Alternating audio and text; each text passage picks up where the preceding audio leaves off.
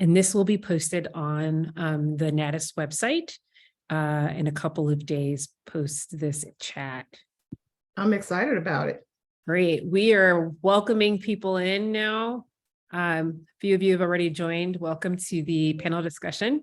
I want to give a few seconds to have some more people join us. The number is growing by the second. I got to figure out my head to camera ratio here. That's what I've been trying to do too. I get it. Okay. Hello. Welcome if you're just joining us. I'm going to wait for a few seconds while we wait for some more folks to get in. There's a bunch of you joining in for this chat, which I can only promise will be very good because Sylvia is amazing. Trying to catch up with you, Afua. Oh, you're sweet.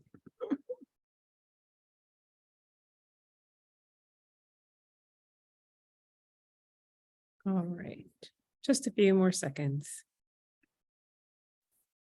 So if everyone wants to run and grab some water or stretch your legs, we're going to have a good, wonderful chat, and then we will open it up for questions for the audience. As you're getting settled into your Zoom space, if you look at the bottom toolbar, you will see a Q&A section. Please open that window up and submit a question for Sylvia. Towards the end of the program, we will open things up for questions, and you guys can submit your questions there or in the chat. We'll be keeping an eye out on those so that we can ask her your questions a little later. Okay. As a true producer, I'm going to, hello, Pam, Sylvia, Pam Grimes, Sylvia. Pam. Yeah, Pam Grimes is saying hi, and it's nice to see your face. Hi, Pam. Thanks for joining, Pam. For those of you who are unaware, Pam Grimes is a fantastic, now retired special projects producer, multiple Emmy Award winning. She was at WGN for a majority of her career and is just one of the nicest people you could ever hope to work with or know. And fun fact, when I worked at WGN a million moons ago, she and I sat next to each other. So it was always great to come to work and see her smiling face. I love that. Full circle moment for you guys then. All right, we're going to get started. It's 3 minutes after 11. Before I introduce Sylvia, I want to make you guys aware of who we are. For those of you who are unaware, this is the Chicago Midwest chapter of the National Academy of Television and Arts and Science, also known as NATIS. My name is Afua Owusu. I am the Director of News and Local Content for Weigel Broadcasting and the Executive Producer of On the Block and Chicago Food to Go for WCIU TV. The NATIS chapter we're who puts on the Emmy Awards. We also host monthly workshops to help broadcasters, documentors, writers grow in their chosen profession. We also have a junior board, which is open to young professionals. They are currently accepting applications for the junior board. Applications are due the 21st, so you got about 2 more weeks. If you're interested, I'm going to throw here in the chat a link for you to read a little bit more about them. And if you're interested in submitting a application, please, by all means. Actually, Rebecca, I think you can hear me. You have it just where it's host and panelists. So I can't send a chat to everyone. So if you could send a link in the chat for everyone who's interested in learning more about the junior board or NATIS, that would be great. As I mentioned earlier, we do workshops one every month. And this month is thank you, Rebecca, speaking to Sylvia Jones. Next month, we will have a confidence workshop with Alethea Matters. She will help young journalists, young broadcasters understand what it means to walk into a space with confidence, whether you're job applying, scholarship applying, internship applying, or just being every day wanting to pitch stories, how to move in a space with more confidence. And then throughout the rest of the month, that's for March. And then in April and May, we will have our career day, which will be in person. This will be our first in-person workshop in almost 3 years. It will be at Columbia College on April 8th. So as the days get closer, keep an eye out on the NATIS Works website and our social media pages to learn more about it. Our scholarships, we offer scholarships for collegiate and high school students. The deadline for our college scholarships, if you're interested, is February 17th. Scholarships usually range between $5,000 and $6,000. And the scholarship for our high school students, which is usually around $2,500, is due for March 17th. Rebecca has put the links for those two as well into the webinar chat. So if you're interested, please copy these links now, because once the Zoom ends, these links will disappear. So without further ado, I would like to spend a little time introducing you to a very good friend of mine, Sylvia L. Jones. Don't forget the L. She is an inspired writer, and she is a fantastic storyteller. For over almost 20 plus years, she has worked in broadcast journalism and then made the decision to leave the field of broadcasting and transition into writing in Hollywood, television shows, and movies. So this afternoon, we are going to talk with Sylvia about her journey and learn a little bit more about what prompted her to leave her hometown, to leave the #1 television station in the market, and venture out to Hollywood. It is a surprising journey, but once you start to listen to and hear from Sylvia, you won't be surprised by how and what happened. So Sylvia, welcome, and thank you so much for joining us. Thank you for having me. I'm so excited to be here. Great. So let's first start. So you from Chicago, where'd you go to high school? Providence St. Mel School on the West Side. My brother was there. I don't think I knew that about you. So nice. Yeah. Okay. So how did you get into broadcasting? What was it about the medium that interested you? Well, you know, I say things as jokes, but there's always truth in it. And in trying to figure out what it was that I wanted to do with my life, you know, people would always say, find what you love and figure out how to get paid for it. And the two things I enjoyed doing most were eating and watching TV. So I was like, okay, I need to figure out how to get somebody to pay me to eat or pay me to watch TV. And so that became, okay, might be difficult to get somebody to pay me to eat. So I have to figure out how to do TV. And from as early as high school, I knew that I wanted to do something with writing. I knew I wanted to do something in TV, but how to get there was anybody's guess for me. And so truthfully, what I wanted to do in high school and really in college was work on a TV show. I mean, I remember being in college and watching A Different World and wondering, I wonder if I could do that. I wonder if I could write that. But I had no roadmap, no mentors, no connections, no anything. I'm just a little chocolate girl from the South Side of Chicago. Like, Hollywood, what? Like, that made no sense. All I had ever heard was, you know, people go to LA and wait tables and whatever. And I'm going to just tell you, going from West Side of Chicago at Providence St. Mel to Stanford for college, I could not tell my mother that I was about to go to LA and wait tables. That's just, that's not acceptable in my house. So I really was trying to figure out, well, what can I do? And journalism, it felt academic, even though, you know, TV in general was just a scary, you know, other kind of world. It felt like going to a writer's room in Hollywood, that felt like, oh, that's for the elitists. That's for the people who, you know somebody and, you know, wear shades in California.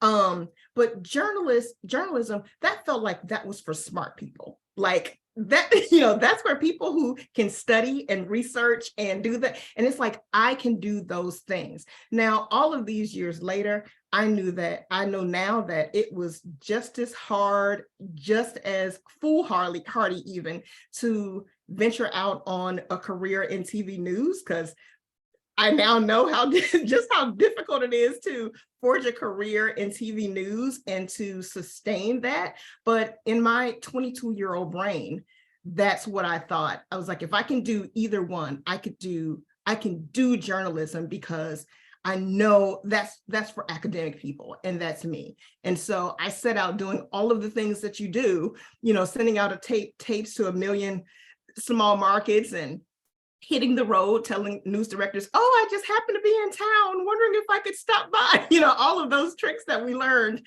way back in the day. And lo and behold, I got into the field and worked my way through and never had a time that I was not working. I enjoyed an outstanding career in TV You news. did.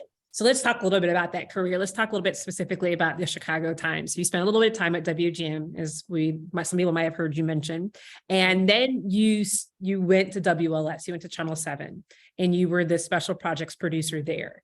Can you speak a little bit more about what those two roles were like for you and how that strengthened your writing? Okay, well, I'm gonna have to say, I'll add, that was where I grew and came into myself, but the hustle didn't begin there. I worked overnights as at Fox 32 as a freelance writer for Fox Thing in the Morning, to tell you my age, how far that was. That was like my first main, Chicago job, and it was an incredible opportunity. That was where I learned how to write fast, because that was where I earned my stripes for working fast, getting things right, turning things around quickly, learning how to be yelled at and keep going. All of those things. That was right out of college. That was kind of my first introduction. And getting a call after I've been running around all day saying, "Can you come in? Someone called in sick for a 1 a.m. shift, and it's 10:30." And I'm like, yes. Yes. Always say yes. Yes, I'm coming. But fast forward to WGN, what was really interesting about my time at WGN is I came to WGN from Detroit in May of 2001, and it was just dream come true because it was an opportunity to get back to Chicago. I had worked in Toledo and I had worked in Detroit, and to get back to Chicago, my hometown, and to WGN of all places, the super station, it was fantastic. And one of the big things for me there was, it's always bittersweet in saying it, but I came in May of 2001, and then just a few months later, 9/11 happened. And to my surprise, I was entrusted with the assignment to go to New York, like pretty much as soon as the airports opened. And I was field producer for all of the Tribune-owned stations, doing coverage from Ground Zero, which was surreal at the time. Let me ask you this too. So what, for your young mind too, is that type of assignment like? How are you battling the nerves? How are you understanding the gravity of what they're asking you to do? I don't think I was. I think I knew it was huge, but I couldn't let it be about me at that moment. It was like, you got to do this. You can sleep later. You put on a mask, put on some boots, get there, do it. Everybody is counting on you. And we had an incredible team of all of us had that same idea. We all had that same, we got to work together. We got to get it done, and there was, crews from everywhere, not to mention the emotionality of it. I mean, to actually be there and see people in the street wandering aimlessly, and to see all of the posters of people's family members who were missing and so forth.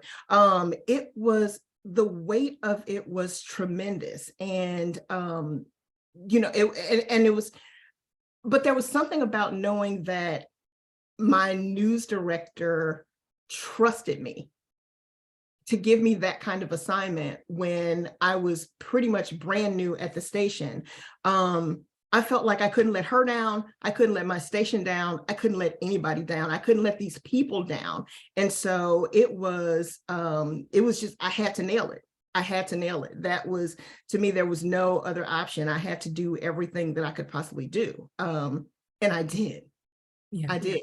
You did. And that's a resounding theme throughout your career. So you had this big moment with 9/11, and then, 7 years later, You have the moment where the first Black president is elected, and you were an integral part of election night coverage as well.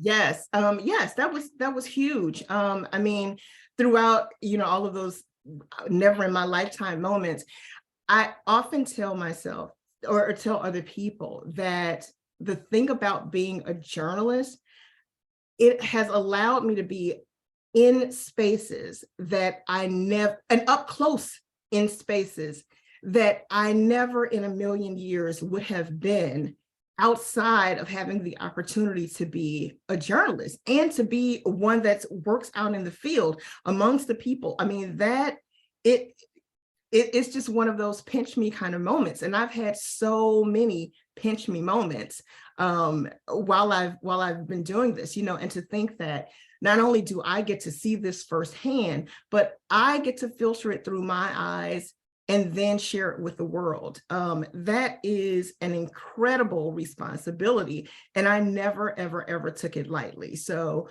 whether it was, Obama elections or 50th anniversary of March on Washington or any number of other things. I remember I can go back to grad school and say, and you all can research and see just how long ago it was for grad school for me.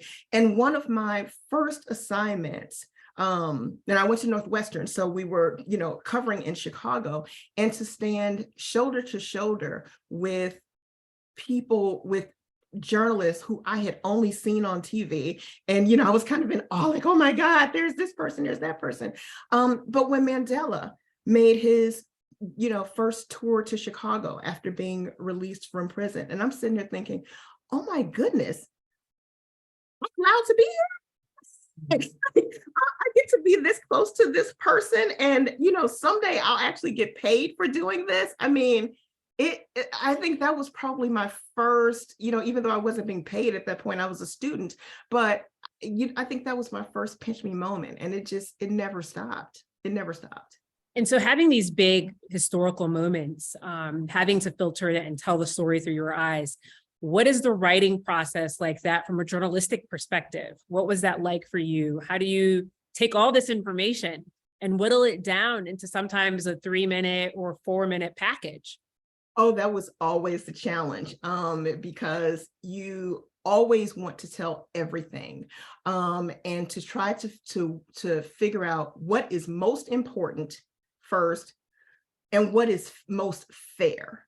That, to me, those were my two guiding lights, to make sure that first I'm getting all of the critical information, and secondly, making sure that it's not just accurate, because of course, as journalists, we all know we aim to be accurate, but that it's fair, because you can be accurate, but shape things in a way that's not necessarily fair, or that leans to a certain way. We all know it, and truth be told, some of us have done it, but I always try to make sure that I was fair, and that comes from, choosing the right soundbite, and not just the soundbite that's going to tell the story that you want to tell, but that's fair and just to that other side of the perspective, that other for whatever it is that you're doing, and making sure that people get the breadth of the moment. One of the things, and you work in TV, you're always fighting with the line producer for more time. But I always wanted to, as best as I could, give space for a piece to breathe, just because, especially when you're doing these big, magnanimous, covering these big things, or even when you're doing the tiniest story about this, person Neighborhood, in the neighborhood, restaurant owner. Yeah. For me, it's about helping the person at home feel the emotion of the story as well. And for me, I mean, I did hard news because, I was assigned hard news, but I was special projects. So I had the privilege of being able to do a lot of specialized stories. And so I would always want the audience to feel the kind of emotion that I would feel. And a lot of times it's not just about pouring facts, but giving a fact and then letting it breathe, And so that I always would try to beg for more time. And and make sure that my pieces did exactly that. Yeah. And so you're, for a lack of better phrasing, we were working together at Channel 7 when you started to really ruminate on what it would be like to leave. And you were the special projects producer. You were fantastic. And I never told you, I was in college when 9/11 happened. And I vividly remember watching WGN's coverage and being like, this is what I want to do. These are the kind of stories I want to tell. You found some incredible stories to tell. Our time at Channel 7, you found incredible stories to tell. And even if it was something like from the Red Cross blood drive, you found people's unique stories to tell. So here you are kind of at the height of your journalism career. You've got the Emmys on the shelf, you've got the awards, you've got all the accolades, you've got the respect of a newsroom. And you decide maybe going back to school is an option, maybe taking a class, going back to California might be the right fit for you. Tell me a little bit about how did you learn about the UCLA program, what it is, first of all, and what those ruminations were like within yourself, like maybe this is something I should start looking into. Okay. Well, I'm going to give you the full story. I'm going to try to keep it brief, but I'll give you the full story.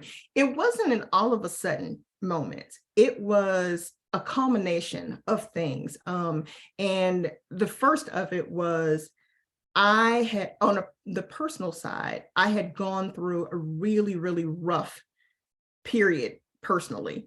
I had lost both of my parents in a short span of time. I had lost one of my best friends during that same period.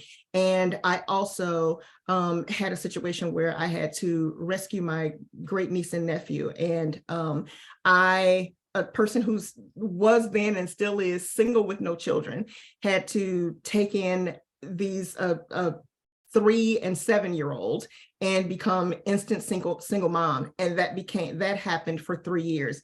And that period, that over a course of like 7 years, it was just really rough for me personally. And for as fast-paced and demanding as our jobs are, my running joke is I would come to work to get some rest, because it just felt like my personal life was just crumbling down around me. And then when it finally got to a point where at the end of that like 7-year period where I was able to reunite the children back with their mother, and I felt that they were safe.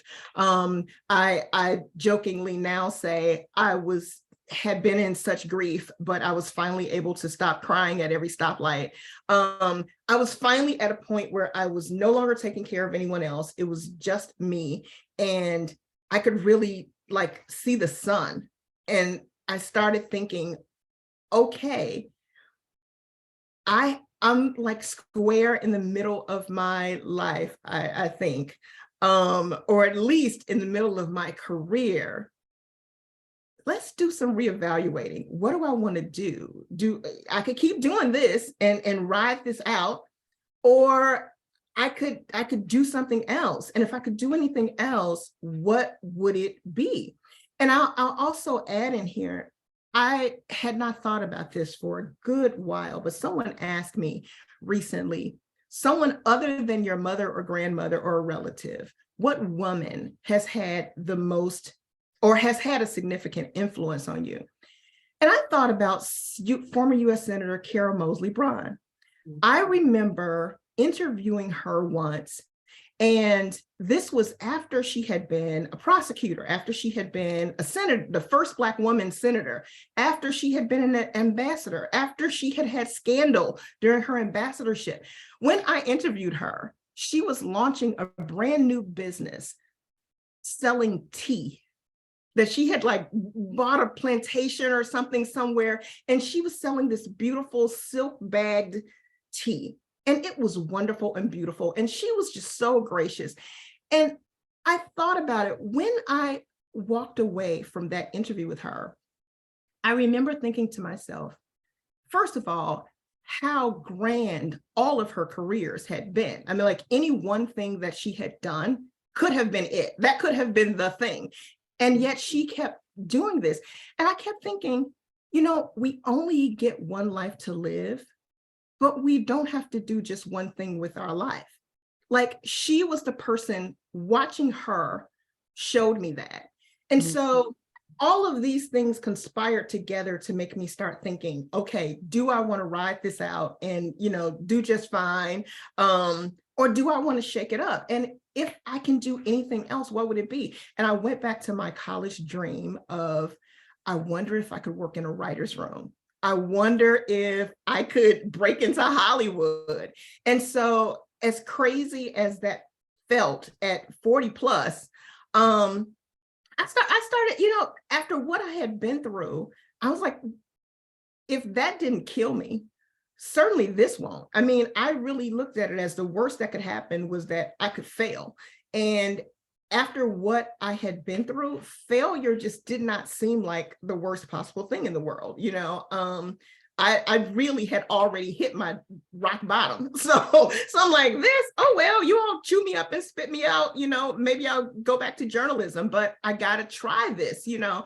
And so, still being the academic that I am, I was like, I can't just go out there with, you know, $200 in a dream, you know, I need to learn how to do this. And so I started seeking programs, and I really didn't want to do a full master's, I didn't want to be in like school for like 3 years or something. I wanted to hit it and quit it. Like, tell me what I need to know. Yeah. And I came across this program at UCLA that you could either do online or in person, but you had to be accepted. You had to send them a sample of your, a sample script. You had to, you know, fill out all of their application process, et cetera. And so I didn't share with anybody. I kept it under wraps. I told myself, if I get accepted to this program, I'm not doing it online. I'm going to chuck it all. I'm going to quit my job. I'm going to leave my house. I'm going to leave my family. I'm going to leave everybody I know. And I'm going to LA. And I'm going to see if I can make this work. And lo and behold, 2 weeks before class started was when I got my acceptance letter. And I had to really make a decision like, okay, you've been doing all this talking in your head. Are you really going to leave this good job, this 401k, this health insurance? Like, you're really going to do this?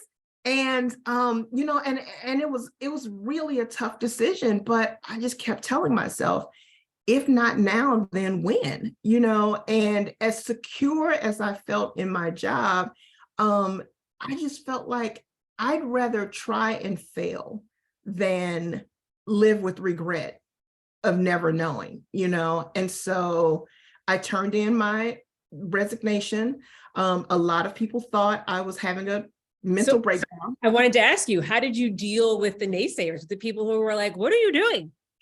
Yeah, I did not handle everybody in the same way. I'll tell you that. Not fully extended. But the thing is, by the time I had reached my resolve, I was so happy. Like, even though I didn't know what was ahead of me, I didn't know whether I, you know, pass, fail, whatever. I was just so happy that I had made a decision and I was about to, you know, finally give my dream a chance. You know, it was like, you know, I was walking on a cloud, like nothing you could say could bring me down. And I had people close to me who I would like to think that it's because they care about me and were really worried for me. But I had some people say some really damaging things and, you know, trying to, you know, help me to keep my head. And what helped me was processing it, realizing that, yes, some people are, you know, really are worrying for me, you know, and they think I'm having a mental break. But a lot of times people are saying things out of fear for themselves. And they project that onto you. And once I figured that out, it helped me deal with other people's, you know, negativity a lot better. And I tried to move away from that and surround myself with the people who were like, Sylvia, go, do this for all of us, Sylvia, go, you know, and those people who had trouble. I wish I had $1 for everybody who slid into my DM saying, I have been quietly watching you and I knew you could do it the whole time. But you started off with the no. Okay. Exactly. Thanks. Yeah. Yeah. And so, okay. And what I loved about your story when you told me that this is what you were going to do, I remember thinking, being so happy for you and thinking, this girl's got guts, right? Like, because you had the job everybody wanted, right? Yeah. Very few people work in special projects. It's a very specialized position in broadcasting. And when someone's in the role, they're in the role, right? So WGN had Pam Grimes then, you were there for WLS. And it's a coveted role that like thousands of people apply for. So I was like, she's got guts. But what I loved is that you leaned in completely to the experience. You thought, I gotta go, I gotta be there. None of this online stuff, right? Because it would distract you if you were here still. So you pack up your car, you pack up your stuff, you hop on the plane, you get to LA. You are now 40-plus-year-old woman taking this class. Are you surrounded with other mid-career changed people? Are you surrounded with 22-year-olds or 19-year-olds? What's the on-campus experience like for you? It's so interesting that you would ask. I literally had like a Zoom catch up with one of my former classmates yesterday, and we were reminiscing about the good old days and recognizing that she was probably the youngest person in the class, in that it's a graduate level class, so you had to have finished college first. She had just graduated that, previous semester or whatever. So she's like 22. And I think I was probably the oldest person in the class. And there was divulging that age. Do you mind sharing? How old were you for those who I was 44. I was like 44 at that time. So there's a 22-year difference between you and this woman. Yes. And we were laughing about the fact that we became fast friends. We were like the best of friends in the class. And we were probably the two least likely. Like, she was the youngest, I was the oldest. I'm obviously a Black woman and Christian. She's a Muslim woman who is Arab, and she and I were like and have been like the best of friends ever since. And we're just laughing at each other like, how in the world did that happen? But I guess opposites attract. But it was kind of all points in between. It was people who wanted to, a number of people who were changing career, but it was interesting that a lot of people think that at 30 changing career, they're old. And it's like, honey, let me explain something to you about 30. You are young and fresh. How long is the program? I was the oldest person in my class. Oh, sorry. How long is the program itself? It's 10 months. It's 10 months. And that was it goes alongside their master's program, which is the master's program is a full 2 years. This, which is separate from UCLA, has an extension program, which is like, not community college, but like community college, in that anybody, you can just kind of a la carte, pick a class, pay your fee and take it. This is run out of their graduate school, out of their School of Television, Film and Theater, Television and Film. I always get that screwed up. But it's run out of there, and it's run parallel with their graduate courses, with their master's program. And I always call it an MFA light, because it's like, just the facts, ma'am, skip the, let's analyze Citizen Kane, and let's just get, right to it. So the program was set up so it was 3 quarters, and you had 2 separate sets of classes. You have classes like the business of show, which every week they would bring in a different lecturer, which would be somebody who's currently working in the industry, who can come and talk to us about a different different area of the business, and we would do that corporate. And then we'd have our individual cohorts that we'd work in workshops that were run like writers' rooms. And in the first quarter, you worked through writing a spec script, which is basically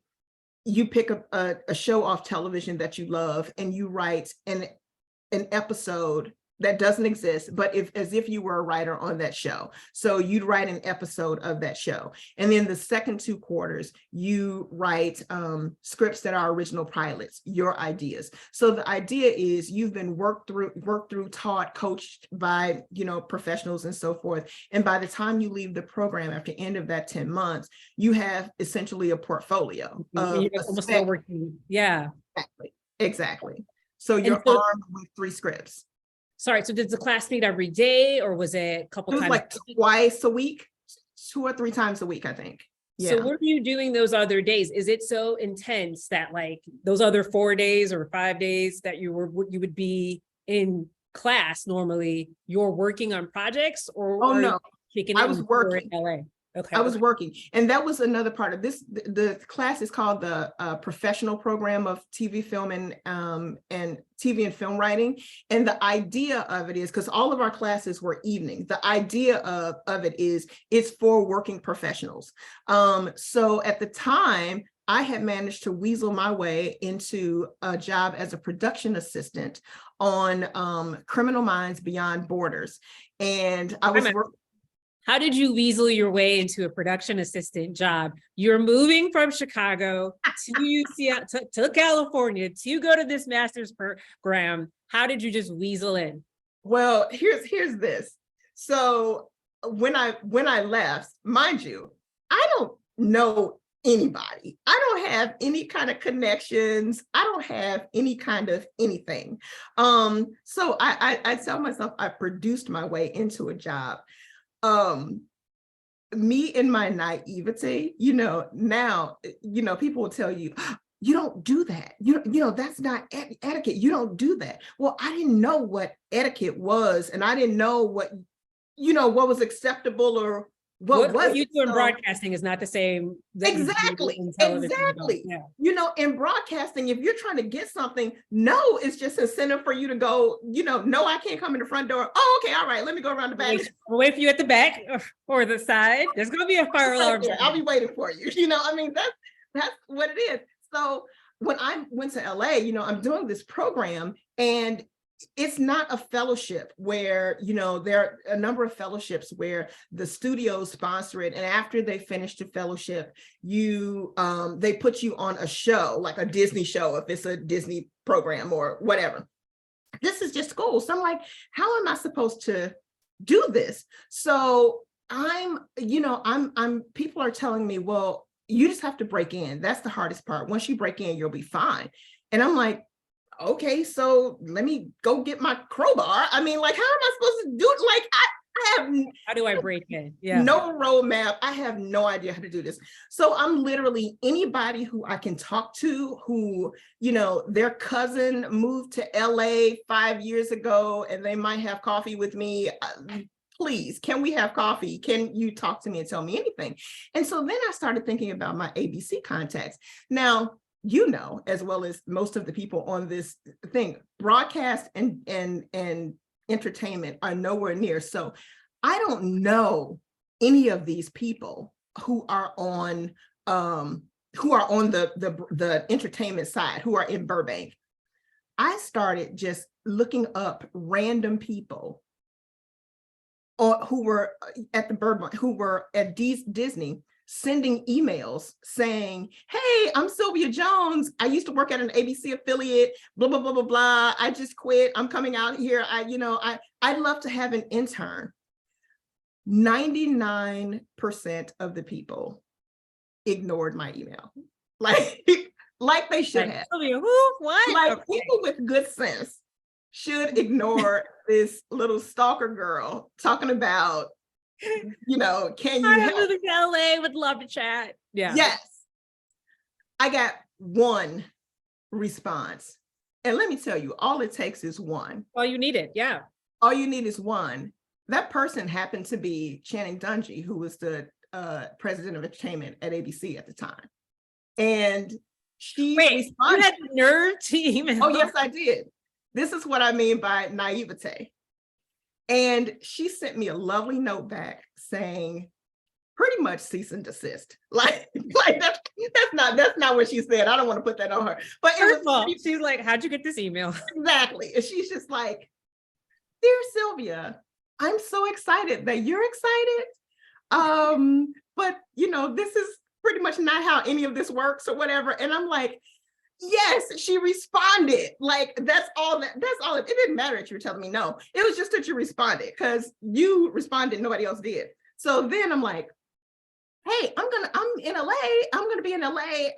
Can I, meet with you? Well, I'm really busy. I've got stuff that I'm gonna be in LA next week too. Yeah.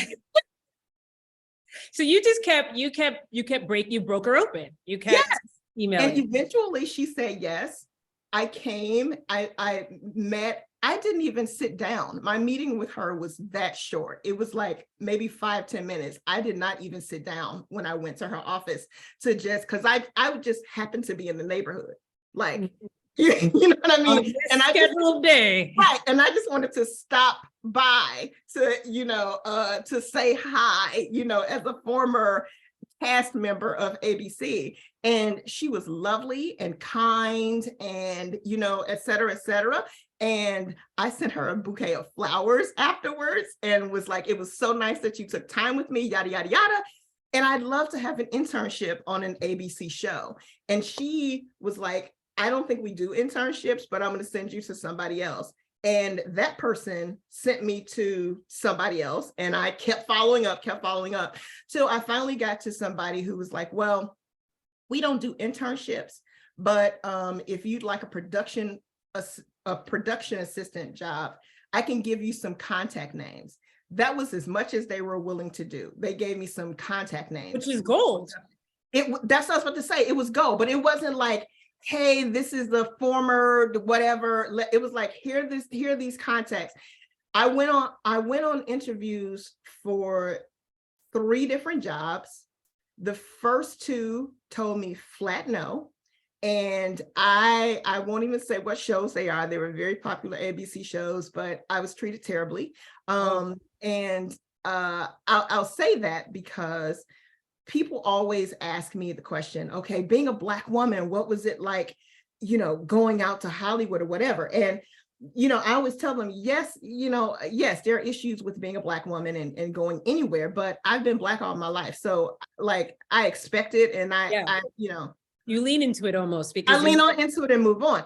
Yeah. This was the first time that age played a bigger role and was a bigger barrier than color or gender.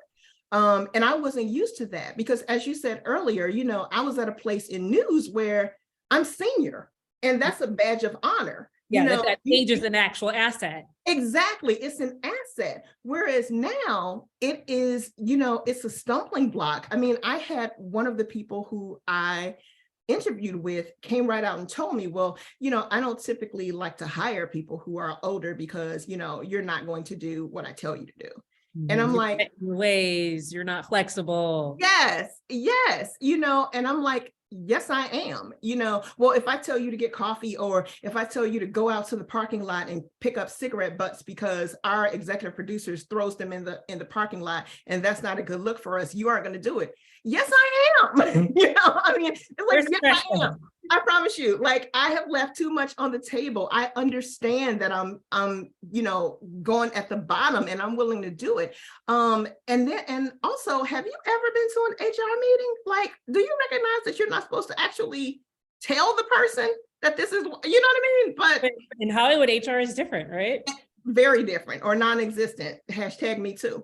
But anyway, I'm like, I'm really, shocked at this. And so I remember talking to a writer, someone who was working at the time, and being really discouraged. Like, I don't know what to do, And so he told me, he said, stick with it, just keep trying, because all of the things that are working against you now are going to work for you when you actually get to a point where you are in a writer's room.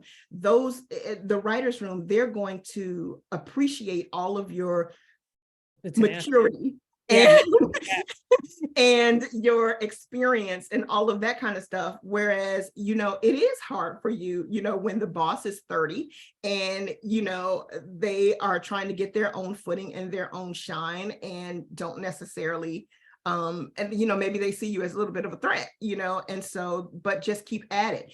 And so the last interview that I went on, I actually wound up getting the job. It was nowhere near the writer's room. I was in the props department, but it was a job. And I was on a real set, and it was CBS, it was on CBS Studio. So it was the first time I was on an actual lot. And, you know, you see all these, I mean, girl, you're smiling in that badge, aren't you? You're like cheesing in that production. Yes, I'm so excited. I'm like, I don't care if I'm not in the writer's room. I don't care if my job is to bring coffee and to, you know, bring file folders down to set or whatever. And I'm making $11 an hour. I am here. And as far as I'm concerned, I broke in. So how much time is between you landing the job and between you moving to LA? How much time? I moved in March. I think I started working in July. Okay. And then when did classes start? Oh, they started in March. I moved on the day that classes started. March and July, I dropped my stuff off at my the friend who I told you who passed away during that 7 year, she was my freshman year roommate in college, and we were like best of friends. I moved with her mom because I had no way to stay. This was not well planned out. Like I had, because I'm trying to figure out where you getting the money, right? Because it's like, hello, this is savings. This is, you know, all of this other stuff. But it's like I literally called her mom, like who lived in LA, like, can I stay with you? Because I was gonna do this, but I have not thought this out. And she's like, baby, come on. I mean, you know, so I came and I moved with her, and that's where I stayed for the bulk of the time that I was there. So then between March and July, we're not working. So you're going to class and you're living off savings. Yes. Okay. Yes. So then now it's like mid-July, you're working, you're going to class. How are you balancing the two? I know that it's geared for night side, it's geared for working professionals, but how are you balancing being a working professional, but also soaking in an entire industry that you have no understanding of? My motto was, I'll sleep when I'm dead. That really was it. It was not an easy balance. For starters, you have to understand that when you work on set, that's based on a 10 to 12 hour day as standard. So one of the things that I did get was I got an exception so that I could leave early on my class days and make it up on the following day. And it was not necessarily an easy thing. And my boss was not always happy about it, but her boss had approved it. So so, you know, it's like, I love that both of our reactions were okay. Exactly, like, oh, well, you know, so I was able to do that.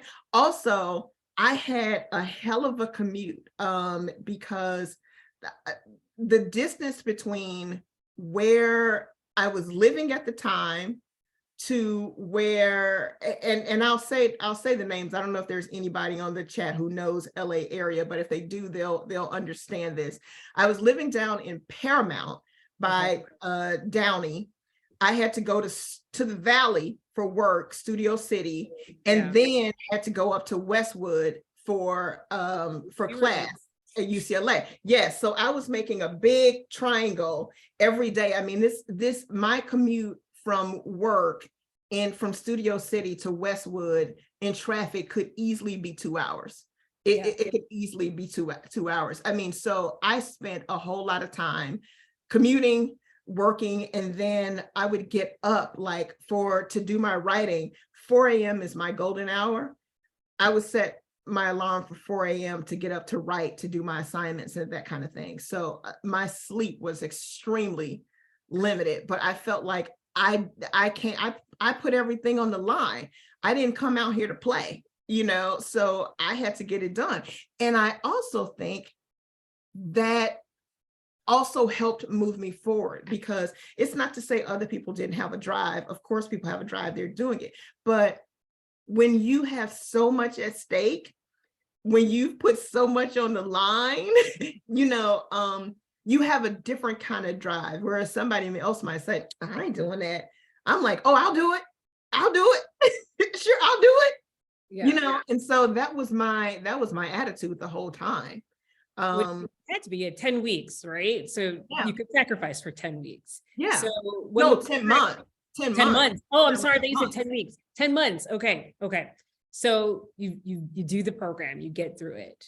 Is there like a little graduation ceremony, or is it just like, all right, this was fun, good luck to you guys? Yes, it wasn't like cap and gown graduation set, but we had like, a moving on ceremony where we got a little certificate, and, it was more like a reception, kind of thing, which was great and fun. And we were all kind of looking at each other like, now what? But simultaneously, I was already making moves, because while the rest of them were sitting around holding their certificates saying, now what? I had been working as the production assistant on this show on Criminal Minds Beyond Borders. And they started using this 4-letter word that I was not used to coming from news. People kept talking about when we rap. And I'm like, oh, I'm familiar as a line producer. You as a special project or not? No, you're always taking the time. It's like, no, news keeps going. You get 3 weeks of vacation and you come back, and there's no breaking this up. We're going to get picked up for another season, and you might have 6 months. Even if they do say yes, you might have 6 months of drought in between. So I'm like, what am I supposed to do? I'm like, do you know how hard it was for me to get this one little job? What am I supposed to do? And so people started telling me, if you really want another job, make good friends with the other production assistants, because they will know where the next jobs are. And if you get in good with them, maybe they'll tell you, and you can apply and you can be on the next set. And so I thought logically, okay, that makes sense if I ever want to be a production assistant again, but I want to be a writer. So maybe I should get in and go with the writers, and maybe they'll know where the writer's jobs are, and maybe they'll be able to. So, make no small plans, right? So I go to the head writer, the showrunner, who is like, only knows me as the chick who brings stuff to set. Who brought the prop, yeah. And I asked him if I could have a meeting. And so he's like, yes, okay, fine, and he kept putting me off. So of course, every time I saw him, okay, so when can we have that meeting? Okay, so finally I wore him down, and he, agreed to the meeting. So I get to the meeting, and I'm thinking that it's going to be like an interview, and he's going to ask me questions, and he's just kind of like, okay, so you wanted a meeting. This is your meeting. So, so I just start rambling. I don't really know what I'm supposed to do, but I'm just, I just start rambling. I'm telling them about myself. I'm, born and raised south side of Chicago. I'm a former journalist. I worked in journalism for over 20 years, 17 of those in Chicago, blah, blah, blah. I'm just going on and on. I'm just rambling. And he's listening, and he's like, okay. And when I finish, he's like, I don't have an opportunity for you. Oh, now you're speaking my language. This is why I'm here. We need opportunity. And he said, the next show that I'm working on when we wrap is this show called The Chi. I'm like, The Chi? As in, and I had never heard this before, but I'm like, The Chi, as in Chicago? And he's like, yeah. He's like, it's this new show. It's a gritty urban drama based on the South Side of Chicago. It's on premium cable. And it sounds like you know Chicago pretty well. And we need people who know Chicago. I'm like, oh, I got you. If Chicago is what you need, Chicago is what I can give you. Okay. And so, so he's like, I'm the number 2 on this show. I'm not the number 1. I'm going to send you to the number 1. Tell him everything you told me. He knows that we need people who know Chicago. So I go and I interview with him, and he's like, I would love to have you in my writer's room, but I can't hire you as a writer. I already have my writers. Would you be willing to take a writer's assistant job? Be willing to sweep. Just coach, put me in, just, I'm trying to get in the writer's room. And so fast forward to, I get hired as the writer's assistant on The Chi. It's my first opportunity in a writer's room. And this is like, I don't remember what month we started, but this is shortly thereafter. This is maybe February of 2017. And I had gone to LA in March of 2016. And so I'm working as a writer's assistant in the show. Our writer's room is in LA. By the time the writer's room wrapped, and both of the showrunners were going to Chicago to be fully on set, the showrunner asked me if I'd be interested in coming to Chicago with them. I'm like, wait a minute, let me get this straight. So I left Chicago to come to LA so that my Chicago knowledge is the thing that gets me in a writer's room in LA. And now you want me to come to LA, come to Chicago to work on set. Absolutely, I'll be right there. So I come to LA, and I'm thinking he's just going to have me being a writer's assistant. And a writer's assistant is the person who takes all the notes in the writer's room. So we still had scripts that were left to be broken. And I thought he was just going to have me taking notes and so forth as he and the number 2 were breaking those episodes.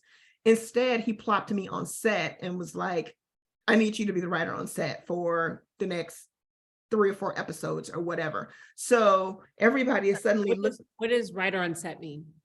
Writer on set, usually it's the person who wrote the episode, but not always. It is, to put in journalism terms, it's like the editorial voice at an event. This is, you're basically, you're the head. There's the director who is the head of production, and then the showrunner is the head of the whole show. Mm-hmm.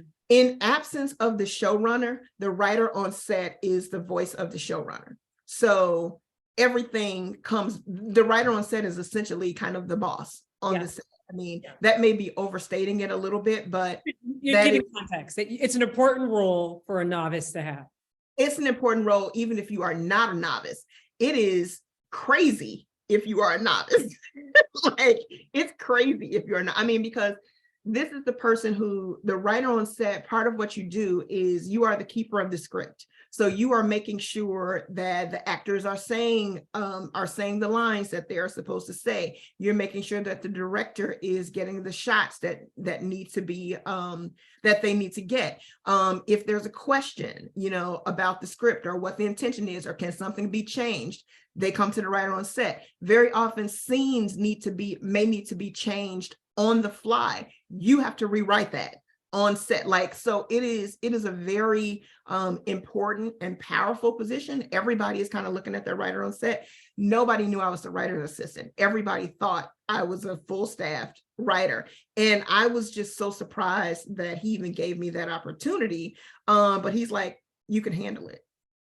And once again, it was somebody else, a grown-up, putting trust in me. And I'm like, oh, I can't let them down. I have to do this. And what I didn't find out until way later on was most writers who work in writers' rooms don't get nearly that kind of opportunity to be on set. Because very often, once your writer's room breaks up, the production happens after, and you aren't kept on to go to set and kind of govern or manage your set. Somebody else does it. So your episode, somebody else does it. So the fact that I got all of that experience out the gate is like just crazy, unbelievable. And I've been able to use that experience going forward in so many different ways. So let me ask you this. I'm sorry to interrupt you because your stories, there's so many questions, and we have questions that have been coming in, and I will get to those in about 10 minutes. But how do you deal with imposter syndrome then? Because here you are in a space where not everybody knows that you're not that person. You're not that dude, right? But you know that you're not that person. And you don't want to disappoint people. So how are you dealing with imposter syndrome in this space, this very dominated male and white male space? How do you move through that? Prayer. and I say that with a smile, but it is not even true, not even a joke. I mean, I had imposter syndrome every day that I stepped on that set. Every day that I stepped on that set. And I think the only thing that was assurance for me is I kept doing it. Like every day I kept doing it. And I kept running into issues and problems and so forth. And I kept doing it. And I kept, it would remind me that, okay, even though I've never done this before, I didn't come to this space from selling shoes at Marshall Fields. I mean, I've done live productions before. I've run other things. Yes, it's different moving parts, but there are a lot of transferable skills, and a lot of it is just knowing how to work with people and communicate, knowing what it is that you want to execute. I remember on the set having some very real issues with somebody who was more senior than I am. But because of the position that I was in, my word leapfrogged his. And it was an ugly confrontation. But the thing, I was sure that what I was saying was right. And what was better was that when I called the showrunner, who is the ultimate boss and, will settle all disputes, he was on my side. He backed me up. And that mattered. And that gave me a lot of confidence. And one of the things that he said, I mean, we had a good relationship, and I talked to him about, am I going to make the right decisions? And he said, I trust you. I know you're going to make the right decisions, but know that I am always just a phone call away. If there's ever any question, don't hesitate to call me. You are not by yourself. You're supported, which was so amazing. And what I would do, just because I did have that imposter syndrome, I'm like, I think this decision I'm making is right, but I don't know. Usually when I called him with an issue, I'd already have my idea of what I thought the solution should be. So I'd call him and say, here's the problem. Here's what I think should happen. But I wanted to check with you and see if you thought there was something else different. And like 9 times out of 10, he would go with exactly what I suggested as the solution. And I think he appreciated that as a problem solver. But to go to transferable skills, that's what I did as a producer. If I was out in the field and we had an issue, by the time I called back to the newsroom to say, this is happening, or this shot is not going to happen, or we can't get this live shot up, or we can't get so-and-so won't talk to us, or I'm trying to get a position on the riser and they won't let me do it. I'm not just calling with the problem. I'm calling to say, here's how I'm trying to work it out. And so that, again, it's whether I'm trying to get a position on a riser to get the interview with the person at the right time, or whether I'm trying to recreate a scene because what we thought was going to happen isn't happening. It's the same skill. And bosses appreciate that. We all know that bosses have 1,000,001 different things to deal with. If you can come to them with a solution rather than just a problem to make them think extra, they will love you forever. And that is what I found that I could do repeatedly. I'm a critical thinker, and I use that in everything I do. I mean, I remember even a time I was on set, and the only people who trump the showrunners are the studio executives. and we were shooting The Chi, and the showrunner was not there, but I was writer on set, and one of the executives from Showtime showed up. And I'm just like, ew, good grief, what is going on, and we were all in what's called Video Village, which is where all of the executives, producers, directors, et cetera, sit and watch the monitors of what's happening. And she had an issue with something that was happening. And so she told me what she felt like her issue was. So I needed to go on set and explain to the actors what they were supposed to do. What I didn't realize is that she was listening to me talk to them, on the monitors. And so when we came out, I didn't say anything. I was just like, okay, I took care of it. And when they executed what her note was, it was really, really good. And it was better than her expectation. And so she came back and she said, I heard what you told them. I had told them what her note was, but then I took it a step further.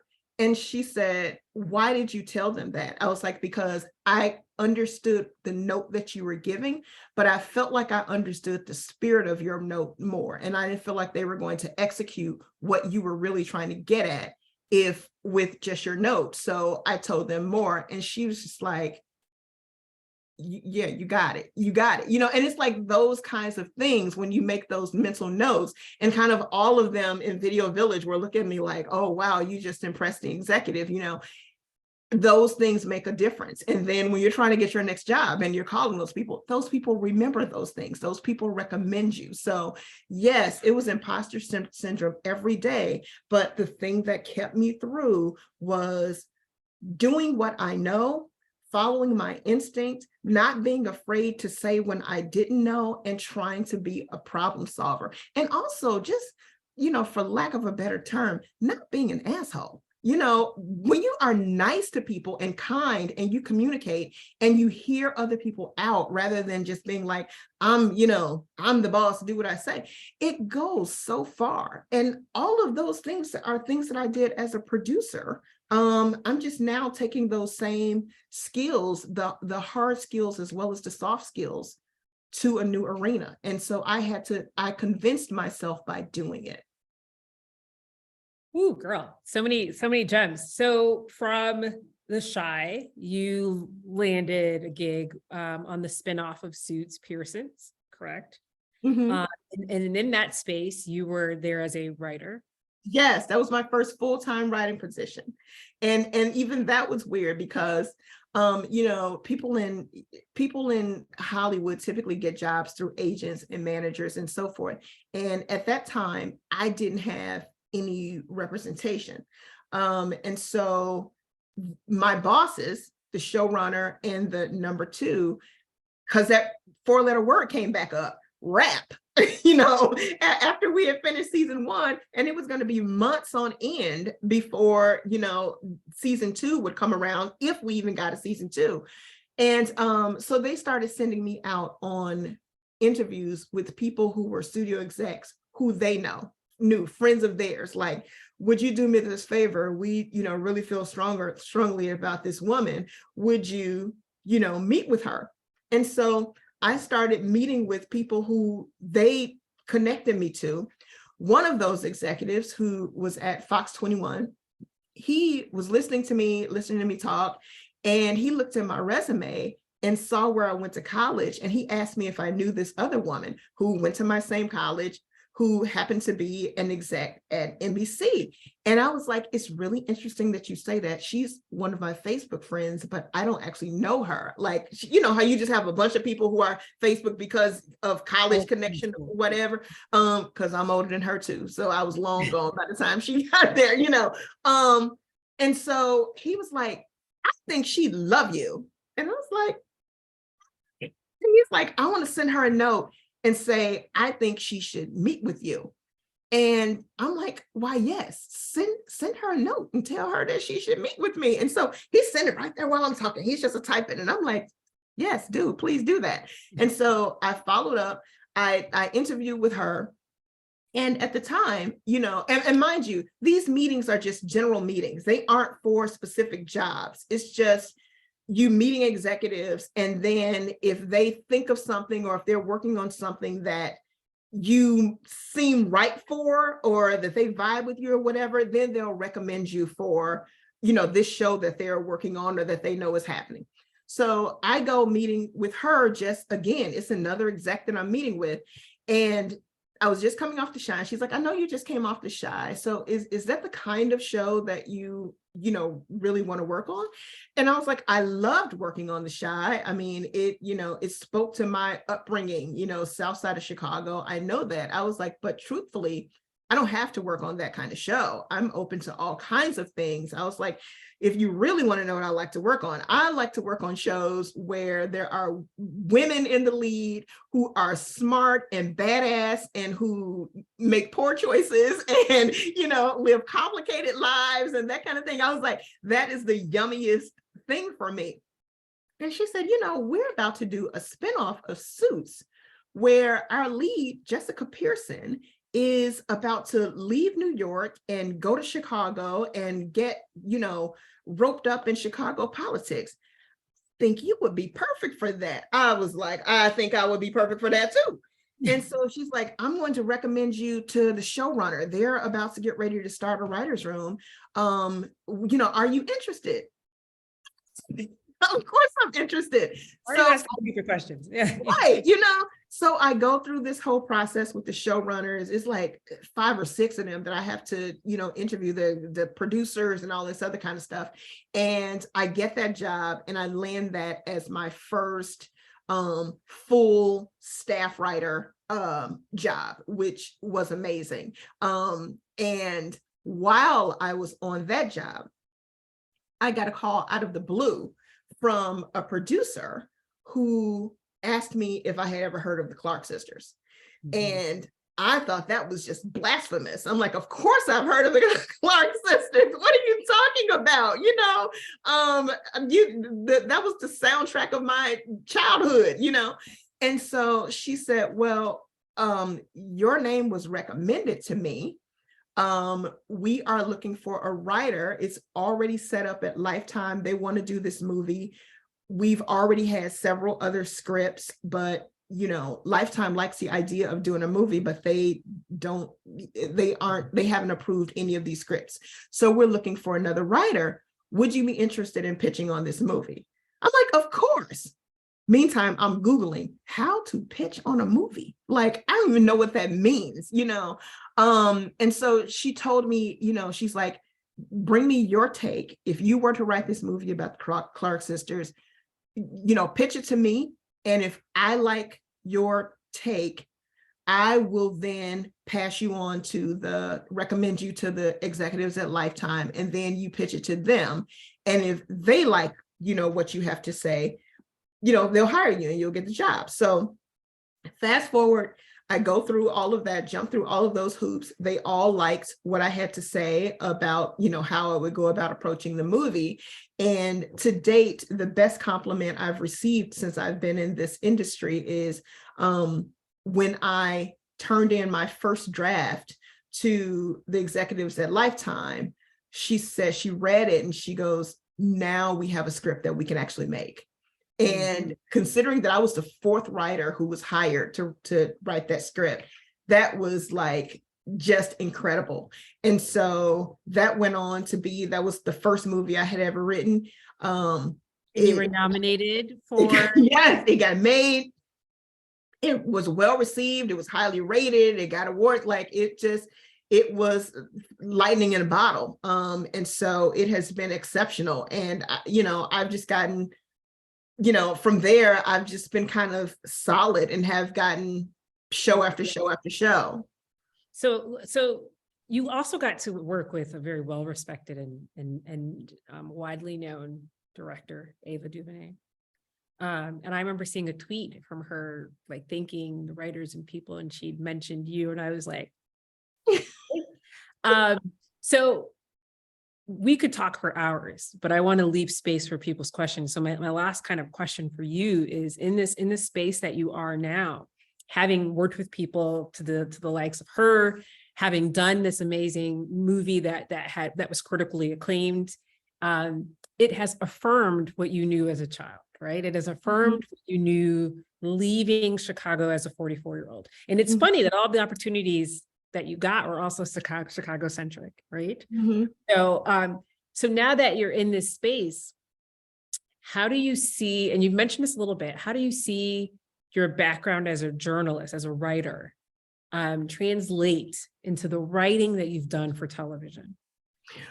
It's two parts. And then what does it mean to also work for some of these really well-known establishments and respected women producers and journalists, directors, sorry.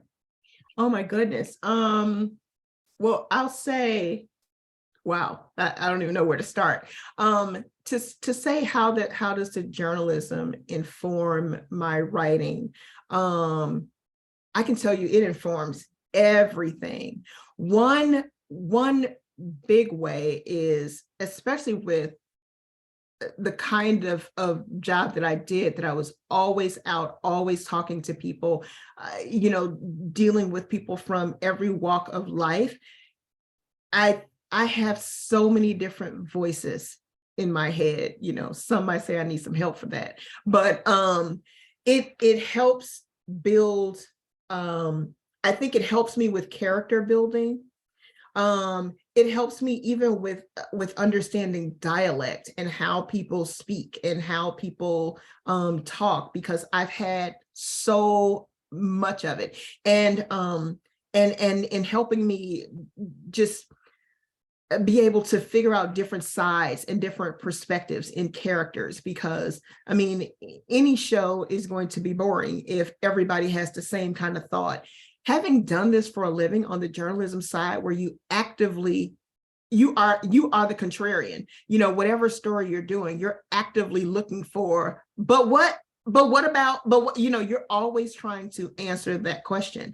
And so I'm thinking those same things when I'm in a writer's room and pitching ideas, as well as when I'm writing. I'm thinking all of the thousands of people who I have spoken to and whose perspectives I've heard over the years translates to that. And then I also, in talking about The Chi, I talked about just operating on set and working with cast and crew and all of those things. Trust me, dealing with the actors is no different than dealing with the anchors. It is, so much of what I did, those skills, they inform what I do now. It's just learning a different set of rules, but the skills I can directly apply. So, and then also one other thing I'll say, with the Clark sisters in particular, being a biopic, something that's, based on truth. A lot of times you do those kinds of stories and they're based on intellectual property, like, a book or a magazine article or something like that. This was not. This was based on their lives. So literally, I interviewed the sisters, as I would have for a story. Mm-hmm. Yeah. And I interviewed them several times and asking, and I think I would always get a kick when one of them would say, I have been interviewed 1 million times and nobody has ever asked me that, but I was trying to find nuances, because I knew that the Clark sisters they have so many super fans that everybody thinks they know everything about them. And I wanted to make sure that little tidbits came out that nobody knew or that people would be surprised by. And that's exactly what happened. And part of that comes with asking the right questions. So all of that was my journalism background on full display. To answer your question about how do I feel working with some of the, I'll just say Ava DuVernay, and some of the other, luminaries have been there. They have, in the same way that I say, former Senator Mosley Braun inspired me without ever knowing it, showed me what was possible. I'll say Ava in particular shows me what's possible. When I decided that I was going to move into this side, my dream was literally to just be in a writer's room. I just wanted to have the experience of working in a writer's room, almost to the extent that, okay, if I could just do it this one time and get it out of my system, then it'll be fine. It's like, okay, here's the bucket list. Let me check that off. It was, even though that is a huge thing to say, I want to go to Hollywood and I want to get a job being a paid writer in a writer's room. I look at it now and I'm like, oh my God, I was thinking so small.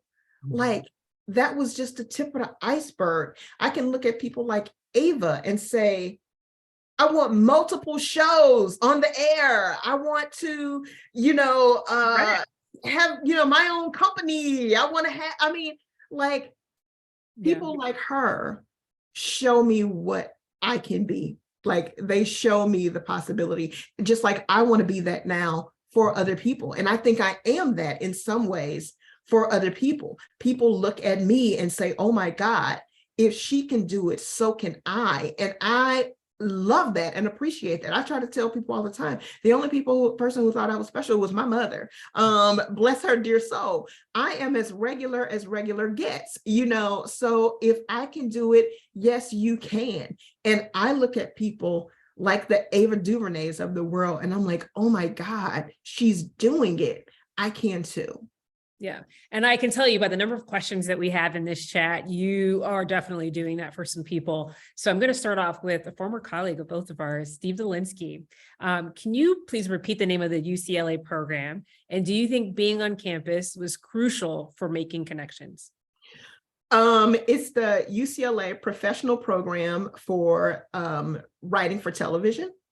And they also there are 4 tracks. There's writing for television, there's directing for television, there's acting for television, producing, writing, directing, and acting, and it's a 10-month program. It's great.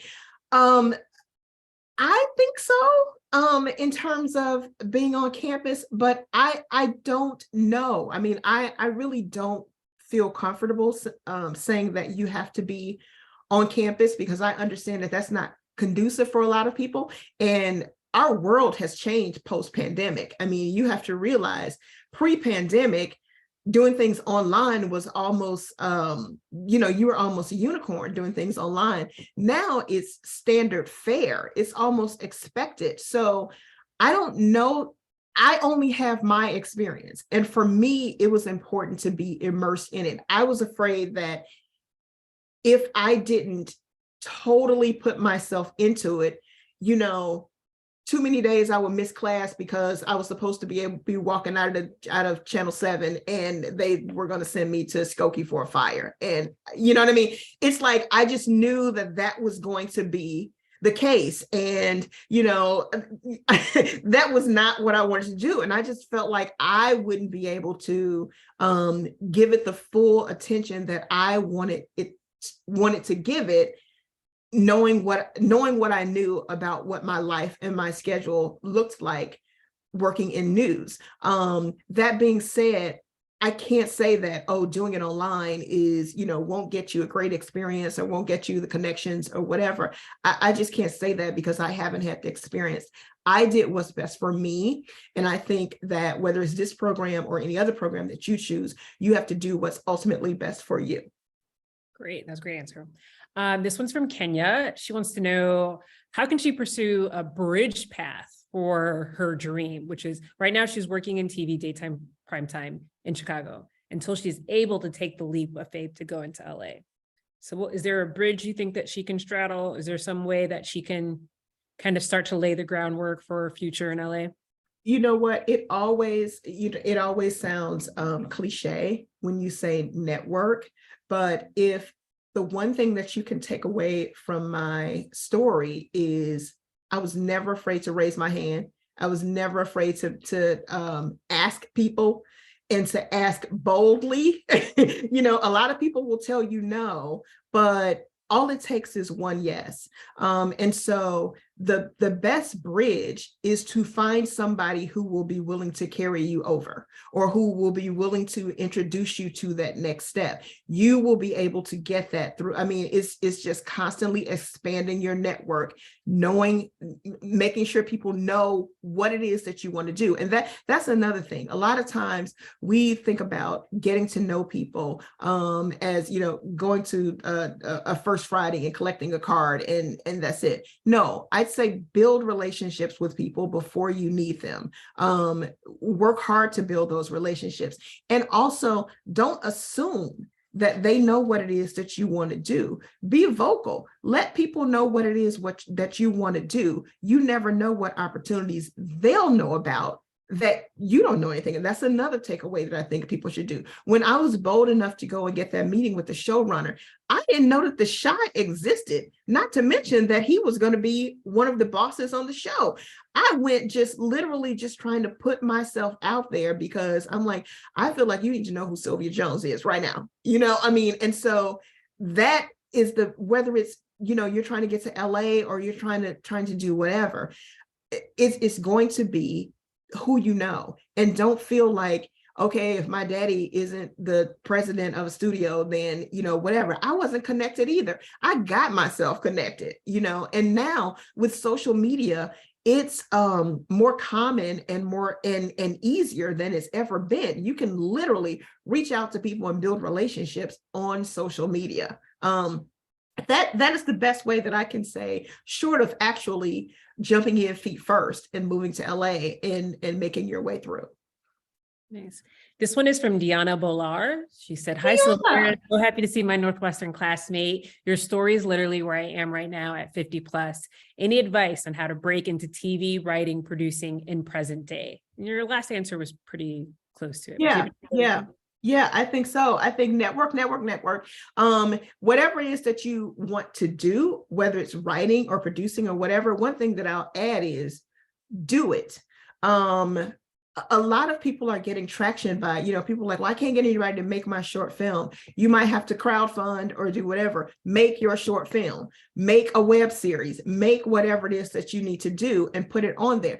If you, put it in festivals, enter contests, do all of those kinds of things. So eventually you will get noticed, because that's what it is. It is a crowd of people out there and you're trying to get noticed. And sometimes it's going to either be through the right people that you're meeting who are willing to, escort you to the other side, or it'll be about your work being out there and being seen. And we know that's how influencers and all of that, all of that kind of thing works. People, the studios will have to take notice when you create a groundswell for the work that you're doing. So feel free to hit the ground and create the work. You want to be a producer, produce something, put it out there, start working. Great. This is from Pam Grimes. Pam PG wants to know what show you'd love to write an episode for. Oh my goodness. Leave it to Pam to ask you really good.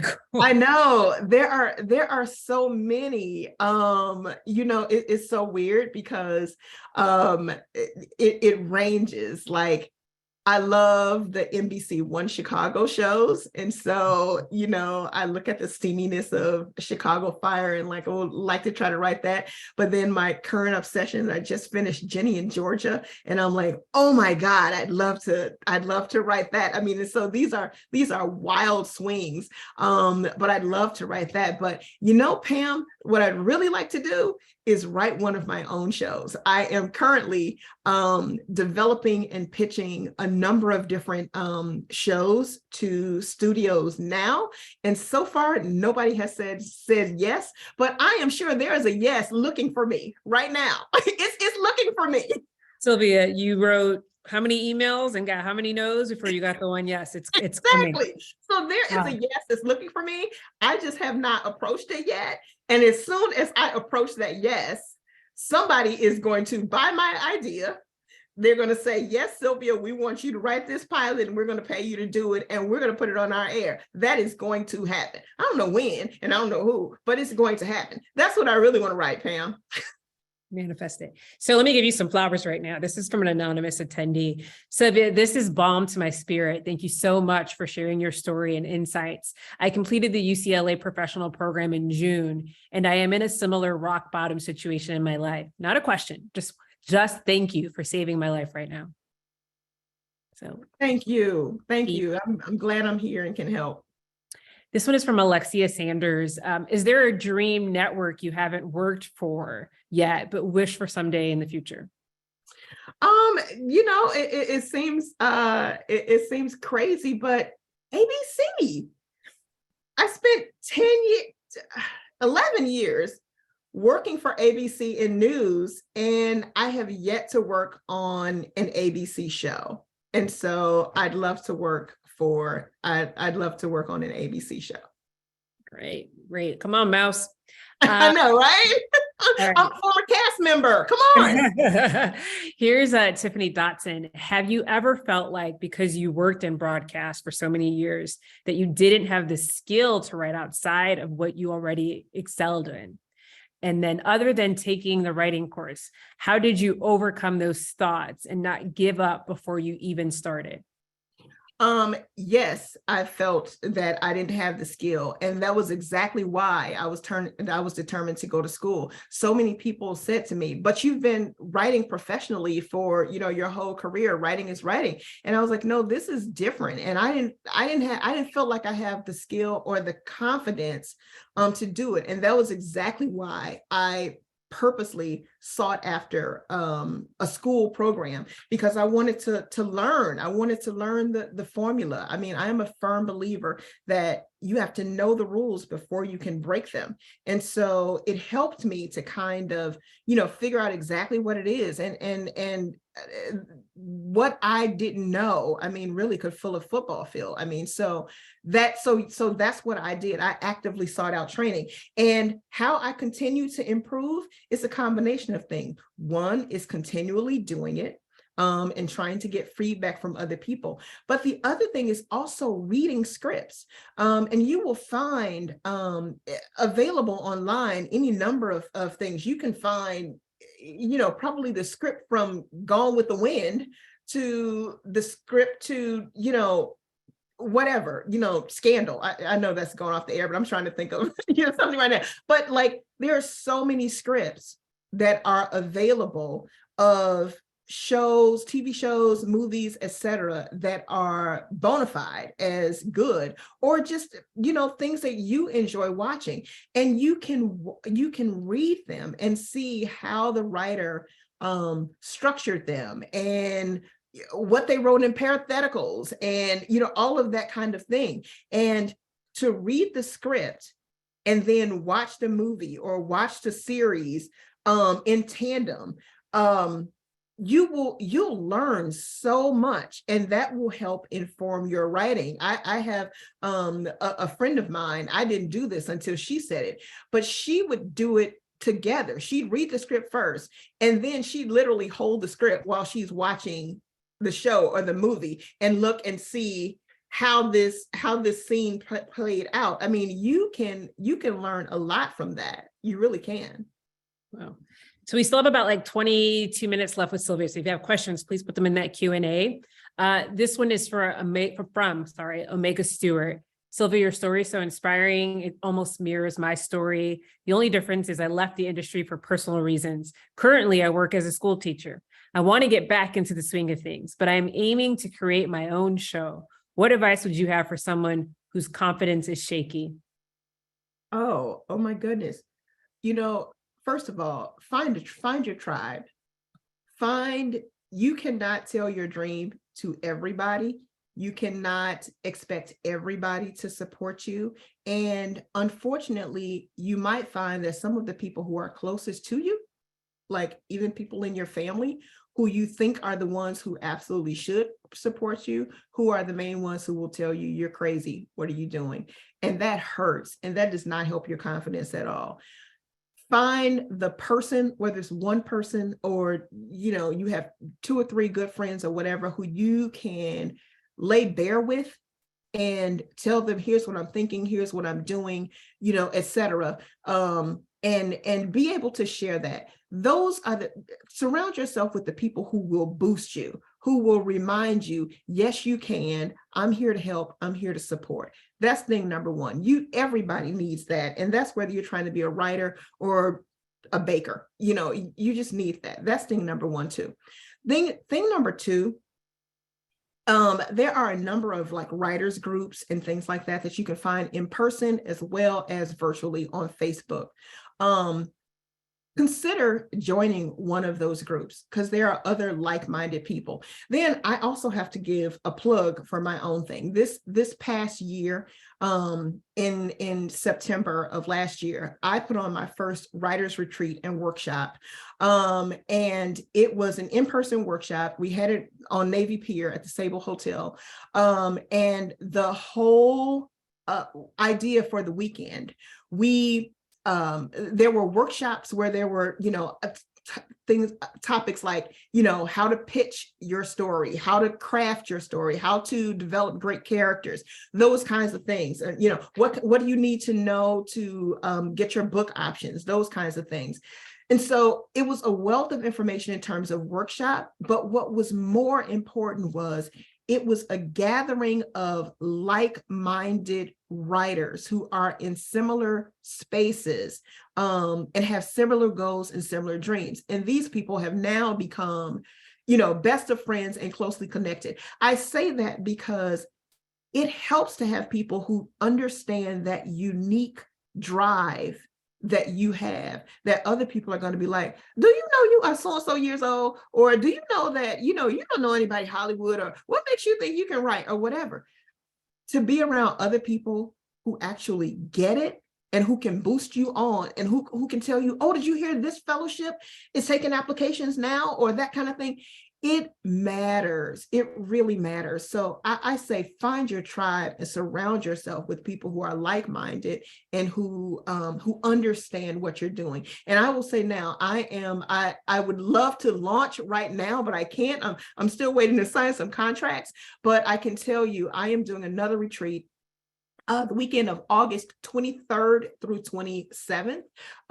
If you go to my website, which is sylvialjones.com, you can sign up to get on my mailing list. And as soon as I'm ready to launch, you will be on the mailing list to get the first to get information about this, about the retreat that's coming up. It's a great opportunity for writers to come together and just kind of love on each other. It really is. You won't be disappointed. And Rebecca, we'll throw that in the chat for you. Rebecca, I threw that in our chat, the website, sorry. And I will say, I have a girlfriend who is in a writer's group and she speaks highly of it. She's here in Chicago. She loves it. It's a group of people scattered in LA and across the country. So I'd encourage you to do that as well, though I know nothing. This is from Chevaleria Thurman. Forgive me if I mispronounced your name. She's also a journalist and she wants to know, do you ever miss working in the field? Every once in a while I do. But what I miss more are my colleagues.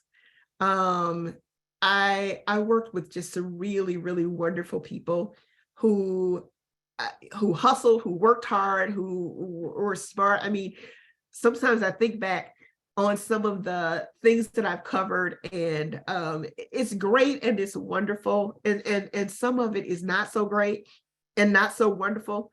But what made it good was the belly laughs that I had with the photographer on the way there, or the crazy diner in the middle of nowhere that we had to stop on the way to the tornado downstate, or you know what I mean? It's those kinds of things. So I really, really miss the camaraderie of my colleagues who are friends and family. I miss that closeness.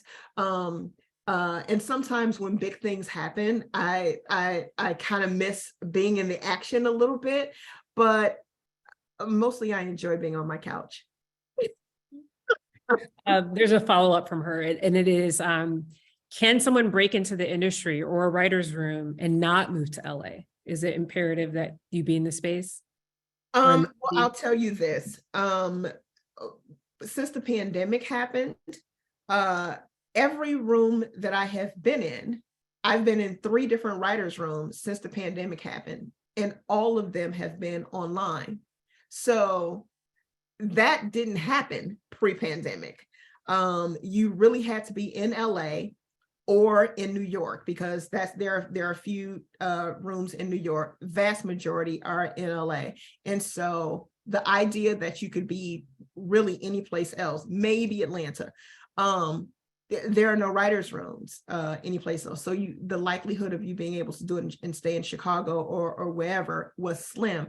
But with the advent of online, that's a possibility. That's a possibility. I will still just keep it very real with you and say it will be challenging, though, because even though I'm been online and so forth, I was in LA. And so all of my contacts are still LA. My agents are in LA.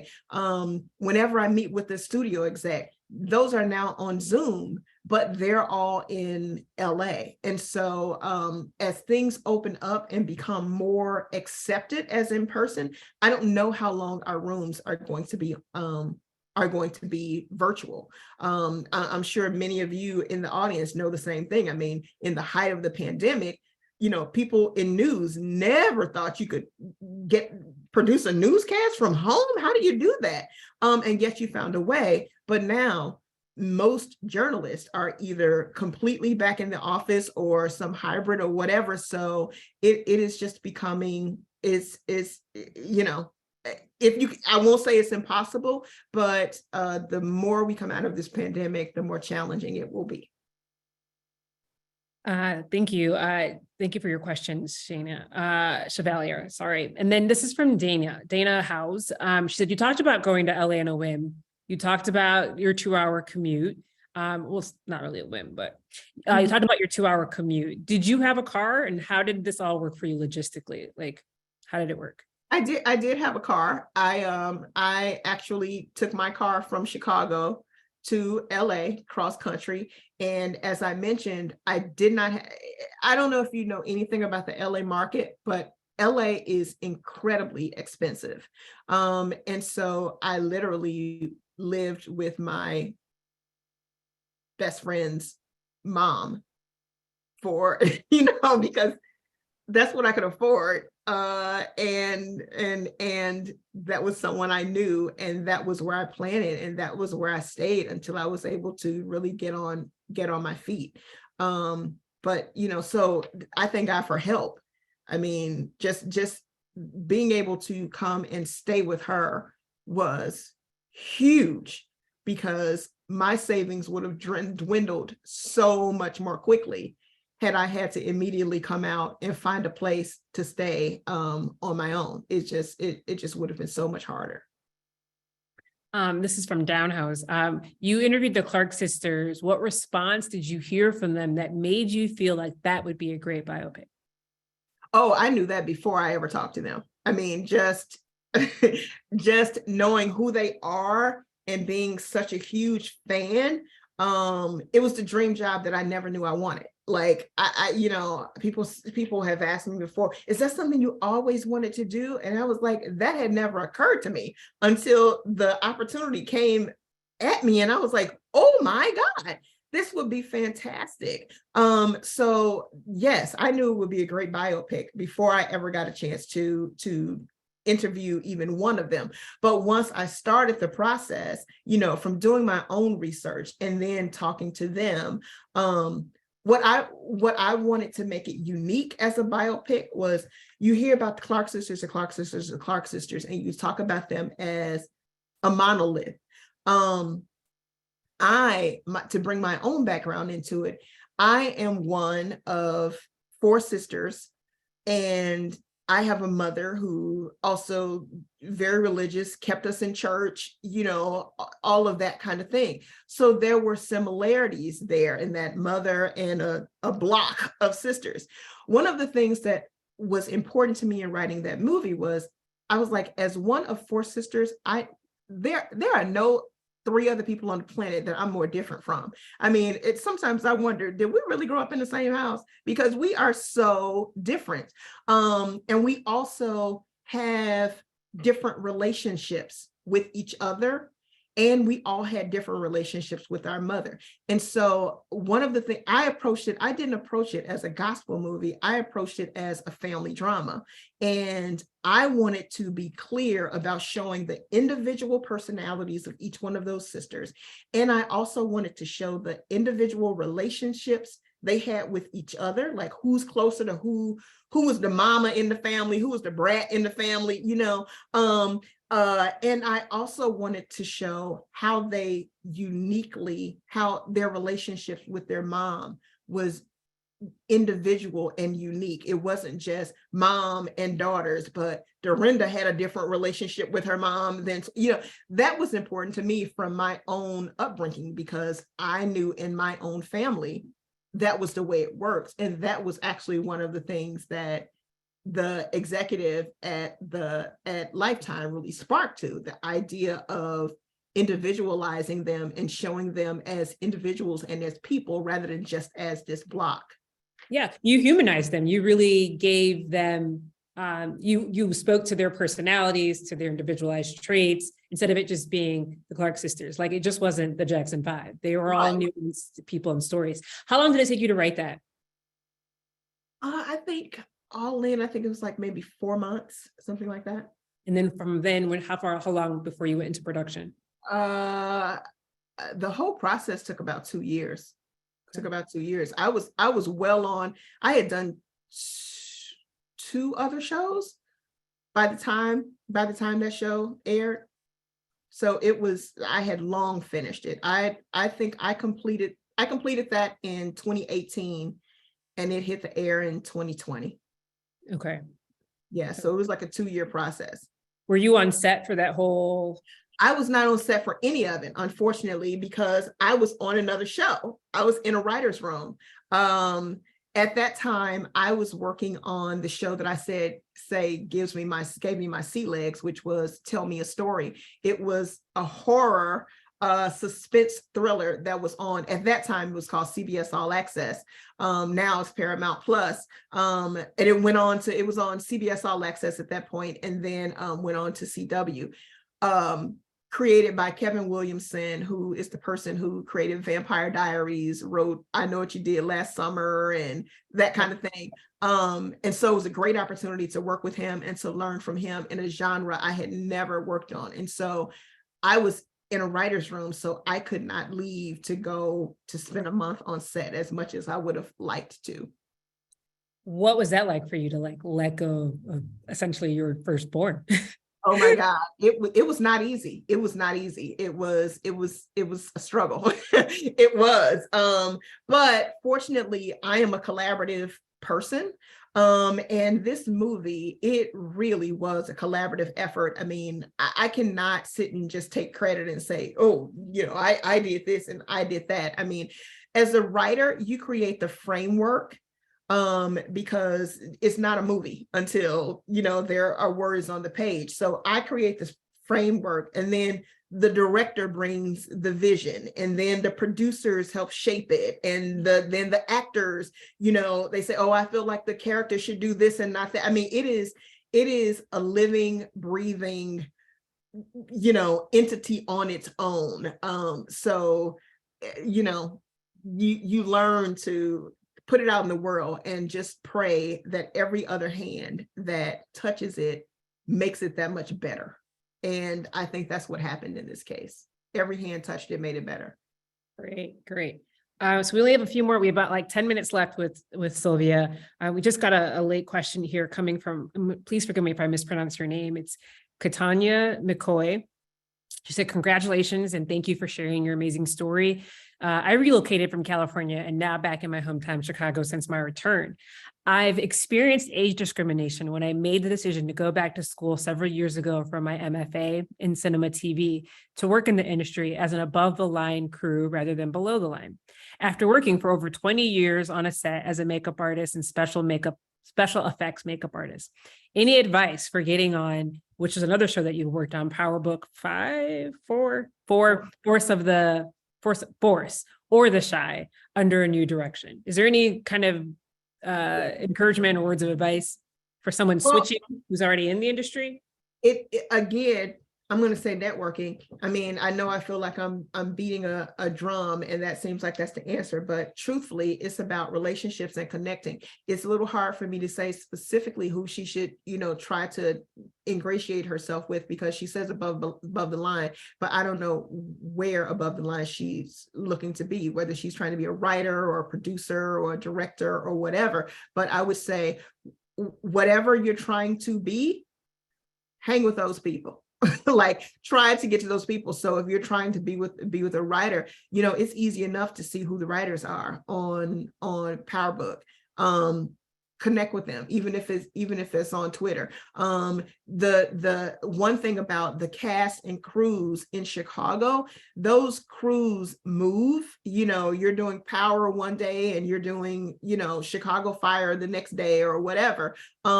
Talk to people, make those connections, and if you're really trying to get get above the line, talk to the people who are above the line.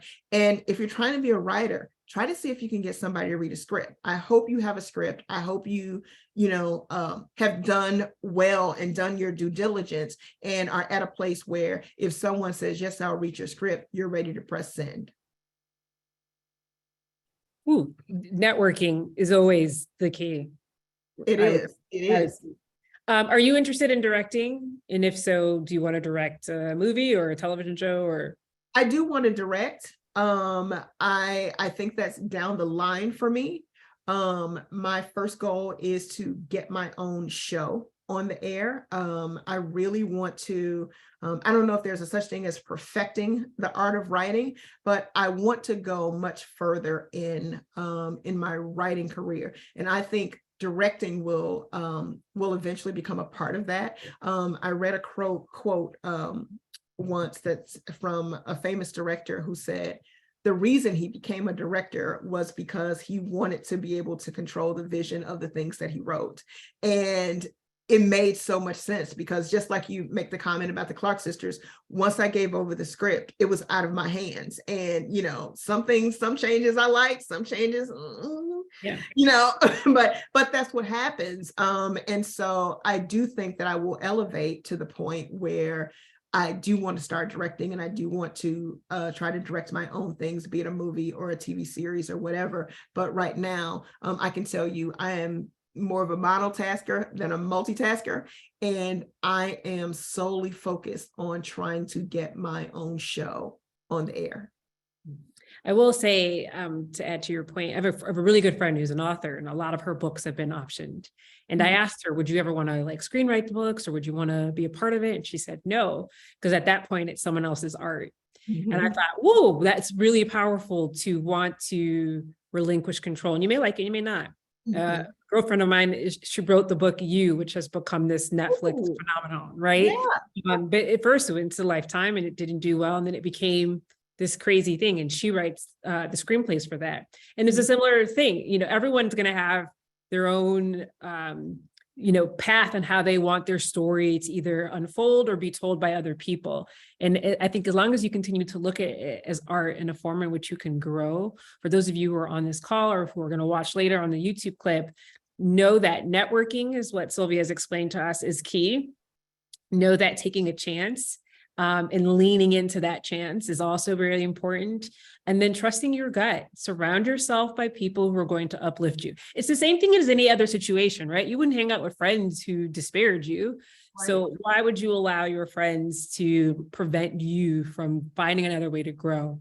And so talking alongside growth, someone just wants to know really quickly here, can you repeat your position alongside the showrunner when they elevated you for The Shy? What was that role called? Writer on set.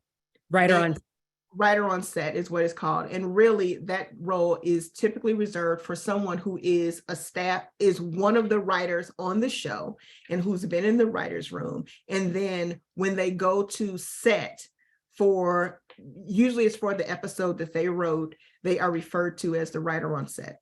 Okay. The follow-up to that is, were you ever offered a promotion in a different field? And I'm wondering maybe if they mean like, were you ever elevated again in other roles in different shows? Yes. Well, actually, I've been continually promoted. There's a hierarchy in the writer's room. And so I started obviously as a writer's assistant on Pearson. I was staff writer, which is the next step up. On season 1 of Cherish the Day, Ava DuVernay's show, I was executive story editor. I think I was story editor on Tell Me a Story, co-producer on Power.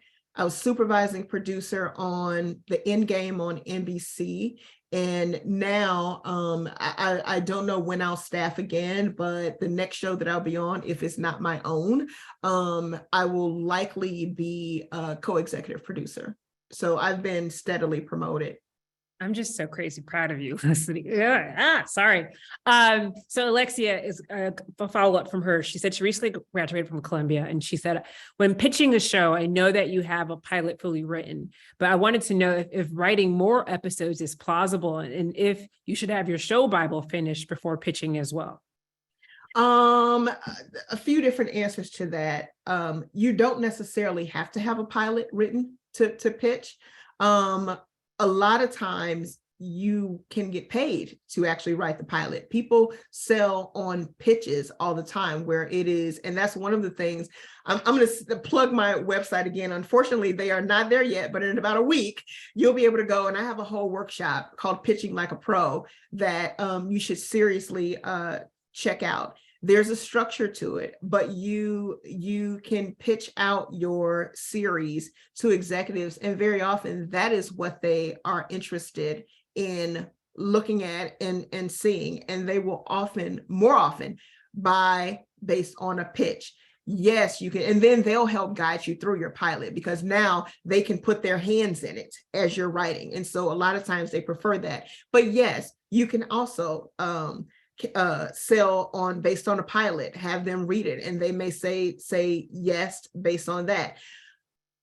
Having the series Bible, you can be as involved as you want to be involved to tell them what it is and what this is going to look like. But I'm going to tell you, if you have that, it's great. If you want to write several episodes just so that you can have proof of performance and know for sure it can be done, great. You do not have to do that. I'm going to tell you, they will know upfront from your idea, from your pitch, either they want to buy it or they don't.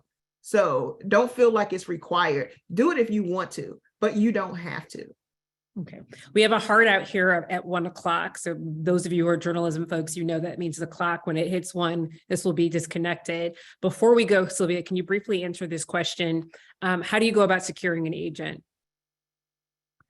Oh God, that's $1 million question, and not want to be answered in 2 minutes. But again, it's trying to get the attention, getting your script out there. First, you need to have a stellar script. One of the things that I did at my retreat was made the connection between writers and certain agents, and they can say yes, they want it or not. A lot of times people get managers first. You can reach out to them cold. Do not send your script to a manager or an agent cold. Do not do it. Send them a query letter asking if they're willing to read. And if they say yes, then they will take it. If they do not send it. Do not send any materials unsolicited.